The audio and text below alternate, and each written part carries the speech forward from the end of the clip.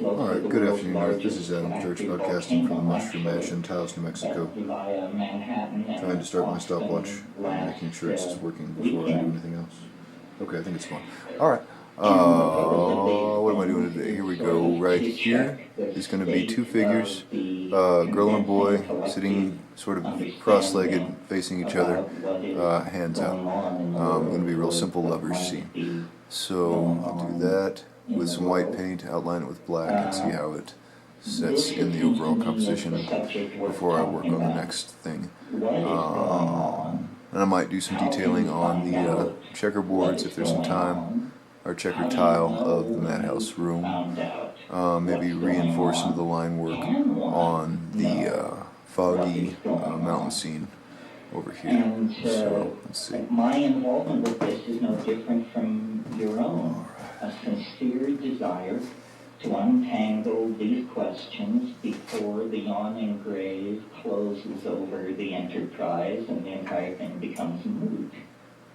One has, a window of opportunity somewhere between 0 and 100 to solve or understand or penetrate or appreciate or come to terms with the conundrum of being, this amazing circumstance in which we find ourselves, both individually and collectively.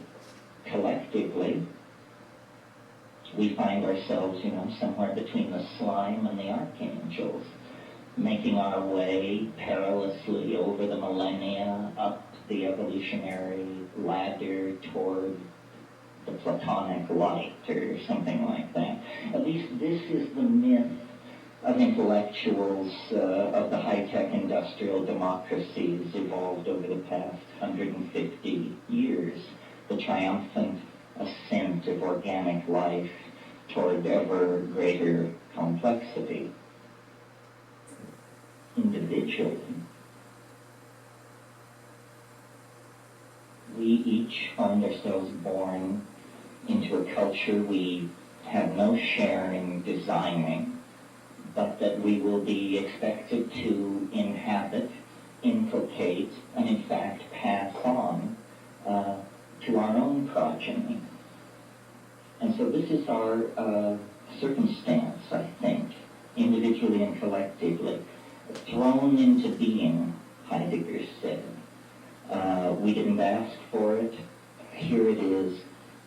What are we to make of it? And obviously, if you toured the halls of this exhibition, we are to make much of it and money of it. These two principles seem to emerge. That there is much to be said, many ways to slice the pie, and the market economy is a very fertile domain in which to thrash this all out. You can sell your answers, you can trade your answers, you can upgrade your answers, you can subscribe, serialize, retrofit, export, import, and reinvent answers. Ultimately, I wonder how satisfying all this is. And I'm always amused at my own position in this situation. It's a great pain to the tolerance of the new age that they keep inviting me back. I'm sort of like the crazy uncle, or, you hope for good behavior, but you understand that it's a gamble. Because I'm very ambiguous about much of the methods and ways by which we do our intellectual business and pursue the matter of community and salvation. The intellectual tension that seems to work its way through this society almost like fat through meat is the tension between scientific reductionism and the deeply felt intuition of most people that there is a spiritual dimension, or a hidden dimension, or a transcendental dimension. And of course, downloaded into language, it becomes easily ridiculed. And downloaded into tasteless language, it should be ridiculed. But so when we try to formulate our spiritual intuitions, they are inevitably, I think, tainted by what we bring to it. And I was struck as I moved through the hall, it was almost like an exhibition of language types as much as an exhibition of products or possibilities. What were being sold were closed systems of jargon, which once opted into tended to produce answers in a short loop of possibilities. All closed systems of thought are like this. And to my mind, at what seems to me very elderly age of 50, and I know to some people in the room it does seem very elderly, and to others I seem a pup. But anyway, from this vantage point, it seems to me that all of these ideologies are cartoon-like. They flatten, they simplify, they betray, they amuse, which is also cartoon-like. And in amusing, I think that this is where their health-fulfilling and solitary worth lies. They are intended to provoke a small smile. That smile will lift you a little further up the ladder, the rungs of the ladder of being.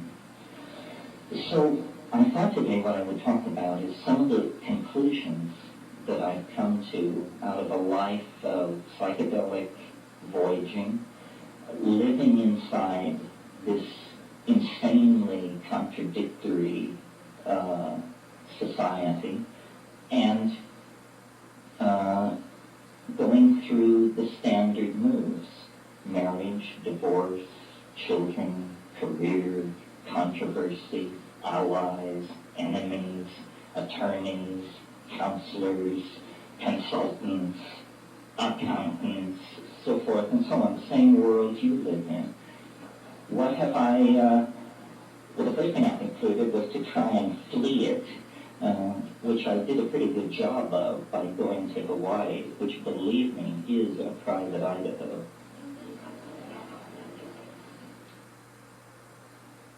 But the conclusions that I've reached are not politically correct anywhere. And so I'm very happy to offend everyone, because that seemed to be what I did best, and there's no sign of mellowing at this point. So the conclusion that I reach vis-a-vis the individual and civilization is this: culture is not our friend. Culture is not your friend. It's not my friend. It's a very uncomfortable set of accommodations that have been hammered out over time for the convenience of institutions. A young man gets his first dose of the news that culture is not his friend when told that he's going to be given an air ticket and some training and sent to an exotic country to kill its inhabitants in the name of some political ideal. You have to be fairly dense not to get the message at that point that culture is not your friend.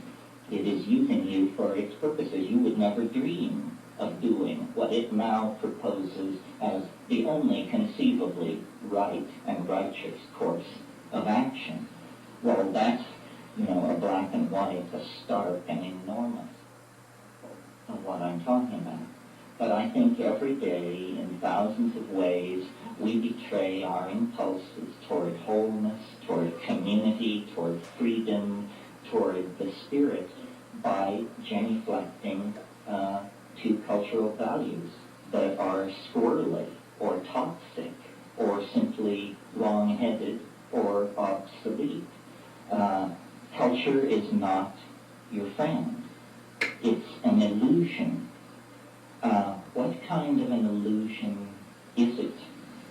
And this sort of leads on to the other thing I've come to. It's a childish illusion, is the kind of illusion it is. Recently I had a physical examination with my doctor, and after it was all over, he leaned back in his chair and he said, well, you know, most people your age in the 19th century were dead. Yes, quite true. People live a great deal longer in the 20th century. And consequently, I think part of what drives alienation is, culture is like being taken in a crap game. If you play long enough, you will figure out that you're being screwed. And of course, if you die shortly into the game, it never enters your mind. We are all, some of you may have seen the little saying that hangs behind bars in Minnesota: if you get too soon old and too late smart. Well, some of us are getting smart earlier and earlier. And what is seen through to them is the fact that culture victimizes, ideology victimizes. These things are all con games. Reality, culturally defined reality, is some kind of an intelligence test. And those who are joining are failing the test. This is very clear to me looking at, phenomena like alien abduction and the great enthusiasm for conspiracy theory that now seems to attend so much modern thinking. Again, these are epistemological cartoons where low production values made acceptable through tolerance of TV is allowing people to accept material into their own story, which should actually end up on the cutting room floor.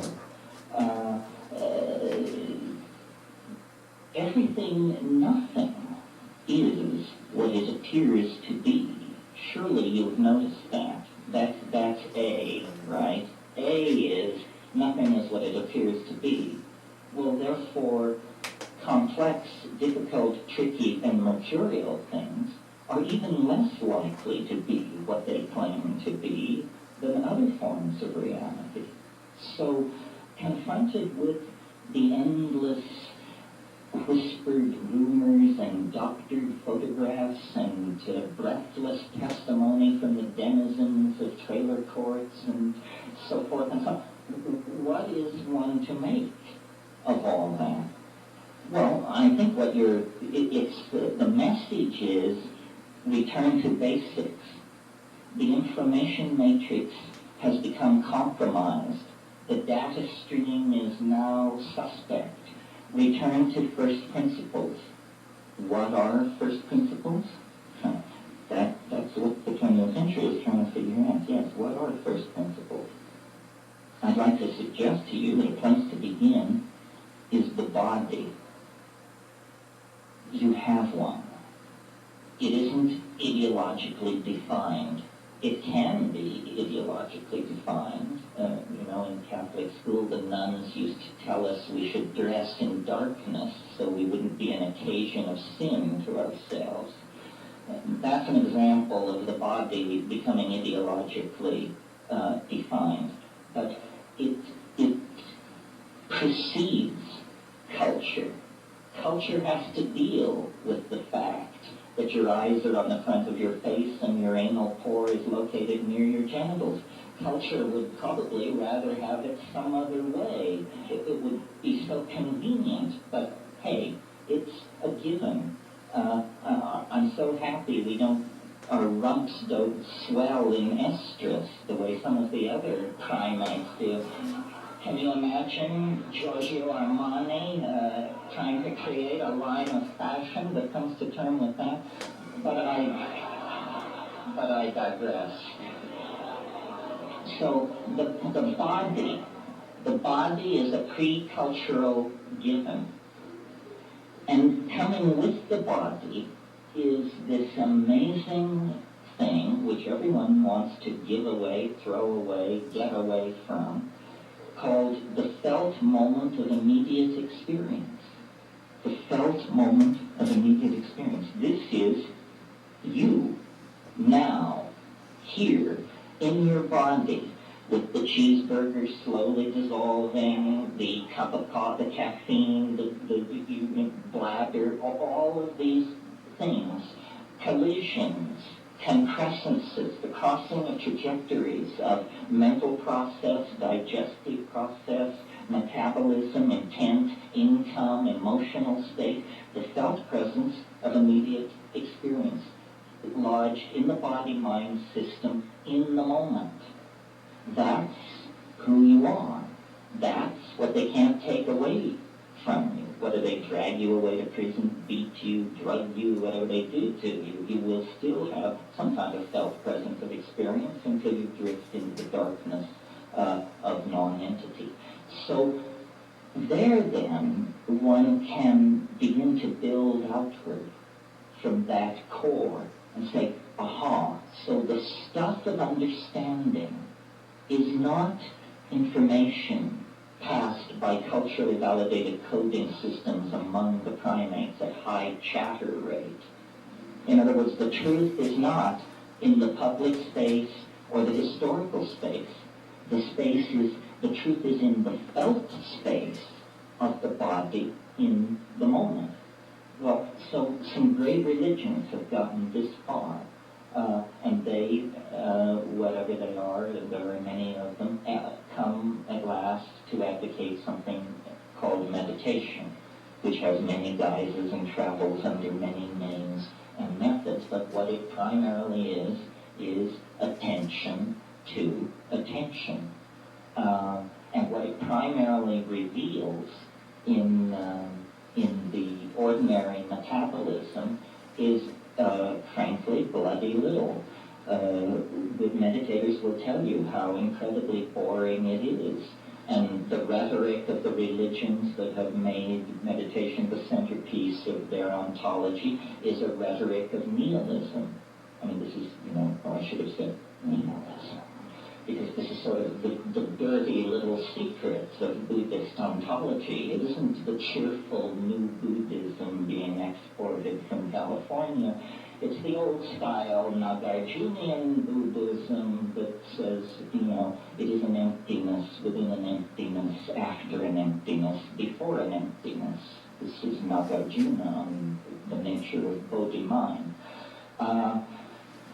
But, interestingly, meditation, pursued not for years or lifetimes, but pursued as a cultural project over centuries, it leads not to a clarifying of this philosophical emptiness, but to a discovery that the depths of nihilism, the depths of non-entity are, in fact, motiferous in their aspects, not a plenum is what I'm grasping for. Not a plenum, not an undivided platonic thing, but an environment of spirit, meaning, power, intentionality, entities, intelligences, levels, swarming in the imagination. And these things can be accessed through drugs, through extraordinary physical practices or ordeals, through various kinds of driving of physiological systems like sonic driving through drumming or physiological driving through repeated chanting. And then the ordinary boundaries of culture and of body dissolve into a much larger realm, the imagination. And it is this imagination that I think is the place to put our attention. The imagination is a dimension of non-local information.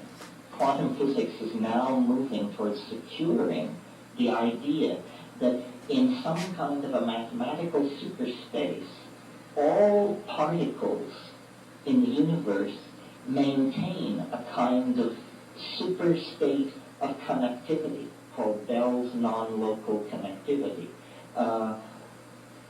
What this means to me is that the imagination is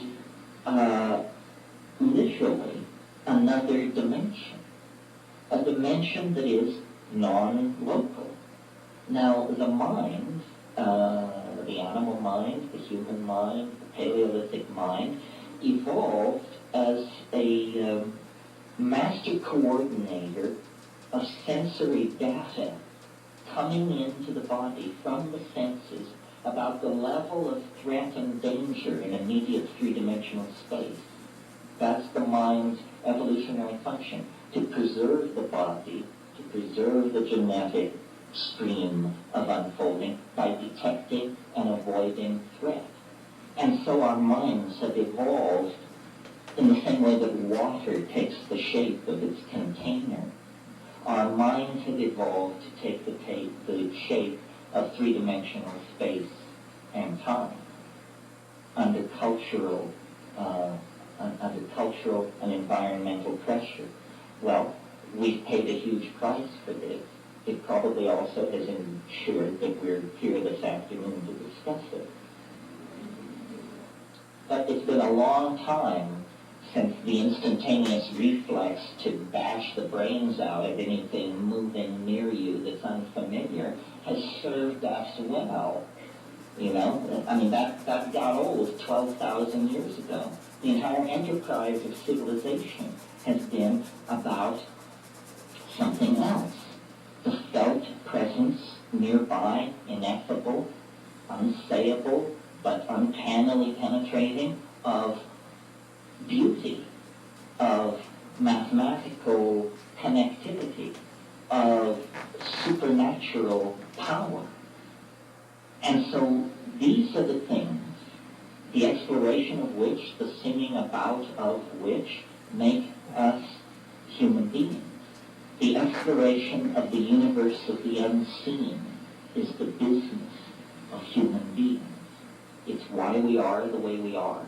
It's why we will be the way we will be. It's how we got where we are. How is it done? It's done by dissolving ordinary cultural boundaries, by perturbing consciousness, and by paying careful attention to the results and attempting to build models therefrom. Now, in the last few thousand years in the West, this enterprise has been tamed by priestcraft, which combines the enterprise with judicious politicking and a certain amount of ass-licking. Before that, the enterprise was untainted by such secular concerns.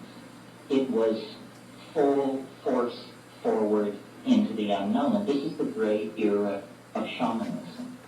And what is shamanism but philosophy with a hands-on attitude?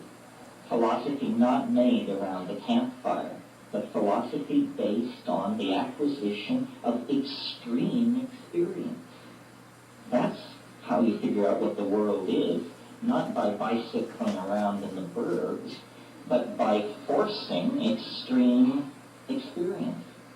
The reason people refer to psychedelic endeavors with the vocabulary of travel, taking a trip, and so on, is because that is an extreme endeavor. It's the same endeavor. It's the leaving behind of the values of your own culture. You know, take nothing but a change of clothes, fly to Benares, and take up residence at the Sasamid Ghat among the Charas sadhus, and I guarantee you, whether you resort to psychedelics or not, you will experience boundary dissolution, a reorienting of categories, and a reframing of your perspective on your life and your being. So extreme experience is the necessary key. This is true in all forms of endeavor. I mean, if you want to understand the atom, you have to smash it. You know, sitting around looking at it, it will never yield its secrets. You have to smash that sucker to bits, and then collect the pieces, and then examine exactly how it all came apart. In the same way, and without going too far afield for the pun, we must smash ordinary consciousness, get smashed, and then look at the pieces flying in all directions and say, gee, I didn't know minds could do that. They can't in the workaday rote of, living inside the little boxes of positivism and constipated behaviorism and all the rest of it. So extreme experiences. But, you don't want these experiences to be too extreme, or you will sever the connectivity among the various subsystems, and then we'll have to bury you. And this is always a huge strain on those left behind. So there is a practical element here, which is, okay, so we want to have extreme experiences, but we don't want to have such extreme experiences that we don't live to tell the tale. We want control to some degree over these experiences. Well, this is where the incredible thoroughness of our human ancestors comes to our aid. Throughout time and space on this planet, the tribal societies that preceded us made it their business to discover, catalog, and learn to manipulate plants in the environment as the carriers, as the sources of chemical compounds in the environment, which would work extraordinary transformations on consciousness without physical harm, without physiological damage to the organism. And of all the many techniques, ordeal, abandonment in the wilderness, sexual abstinence, hanging by your pectoral muscles from hooks in the sun for days, of all of these sorts of things, of all of these methods, psychedelic plants and their judicious use is arguably the most effective, the most effective and the least invasive and the most likely to produce negative long-term consequences. Well, this was not news or even controversy anywhere in the world until within the confines of the 20th century, basically. The presence of these substances in plants began to alarm the order-keeping forces of the high-tech industrial democracy. Oops, let the time run up on the memory clip. So I'm going to pick it up from where I left off. I haven't done too much since it dropped me. There was lamp coloration and this little bit of shadow. And now I'm just going to piddle for a few minutes and then stick these together so we'll have a complete clip and it just doesn't drop you into oblivion. I think here, while I'm standing here and I have the composition shrunk, a little easier to figure out what's next, maybe. At least it's useful to do so. Alright, I think I'm going to bring a little yellow into that Asylum Ward window. Abilities never before seen in the world of organic organization. Freely commandable languages, spoken languages, symbolic activity for the first time. Well, at that point, even the academics believe human language is less than 40,000 years old. That means it's as artificial as the dirigible or the hypodermic needle. It's an invention of some sort within the confines of human history, or at the beginning of human history. Recall, in South Africa, we have fire pits and stone tools 2 million years old. Those are not Homo sapien tools, but they're the tools of Homo habilis, the preceding ancestor in the human line. My point is, we are caught up in a process of unfolding complexification that has now lodged in our species. We are its source at this point. At one point, its source was the geology of the planet. At a later point, closer to us in time, its source was all biological diversity. But as the novelty has increased, the domain of its expression has narrowed, and it is now confined largely to the human species. Oh yes, the rest of nature continues the slow unfolding of continental drift and gene mutation and transfer and so forth. But these things have now receded into the background as the human adventure takes center stage.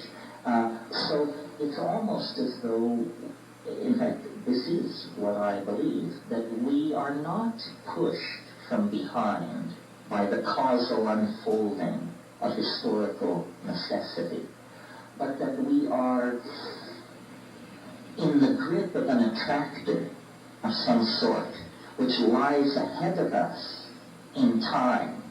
And so we are not, as it were, following what the statisticians call a random walk across the temporal landscape. In fact, the temporal landscape is a canyon with incredibly steep walls, and we are only free to move within very narrow confines as the grip, almost the morphogenetic intensity of the attractor at the end of time increases its penetration and its hold over our imaginations, our city plans, our technologies, our religious ontologies, our medical strategies, so forth and so on. Something is revealing itself to us, through us. And as we get closer, the chatter of noise and static being given off of this thing increases exponentially because, McLuhan said once, he said, we move into the future like a person driving who uses only the rear view mirror. That's how we understand the future, by driving in the rear view mirror. All of our models of what lies ahead are based on inverted models of the past. And the one thing you can be certain of is that won't do it. Because we can see a person standing in 1900 using that method would have been wrong about the late 1990s. A person standing in 1600 using that method would have been wrong about the late 1900s, and so forth and so on. You cannot extrapolate from the future from the past into the future, because the real nature of the future is its ding en fiche, the thing in itself, and that's what it's trying to reveal. And so the whisperings that reach the ears of the channelers, the visions that come through the hands of painters, sculptors, choreographers, musicians, all of the felt presence of the invisible world is now incredibly pregnant with this message of transformation. And the challenge for each of us is to streamline our language sufficiently that we may mirror this thing in a way that is both true to it and rationally apprehendable to ourselves. This is a fractal boundary. This is a test of intelligence, because the thing in itself cannot be rationally beheld.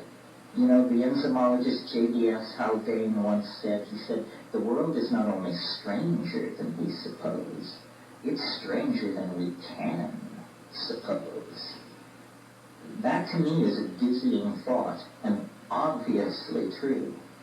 So what we want is a model true to the stranger than we can suppose, but not so alien that there is no emotional or spiritual support in it for the enterprise of being human. How do we do that? How do we inculcate the unspeakable mystery of the transcendental object at the end of time with the mundane nexus of real occasions that happens to be our own existence? To my mind, the answer is it lies in the ability to assimilate paradox. And that means you have to transcend the idea of a closed logical system. You have to live with the idea that there is no intellectual closure. This is, in fact, the door marked freedom, but you've been taught that it's the door marked madness. To live in the light of paradox. Things cannot be, we are taught, both A and B simultaneously. This is Aristotelian logic. A is A. This is as old as thought in the West. But it has to be overcome. And in the felt presence of the moment of immediate experience, it is overcome. The mystery does not lie far. It lies in the immediate moment, in the act, the fact of being. The only time we really confront this is in the psychedelic experience or other moments of extreme epiphany. The model that I have come to wrap around all of this, because I think it's simple and straightforward and it leaves plenty of room for people to have their own filigree, is a dimensional model. God forbid, a mathematical model. But it works something like this. I mentioned earlier that our senses have evolved as a threat detection device and have sort of crunched us down into three-dimensional space.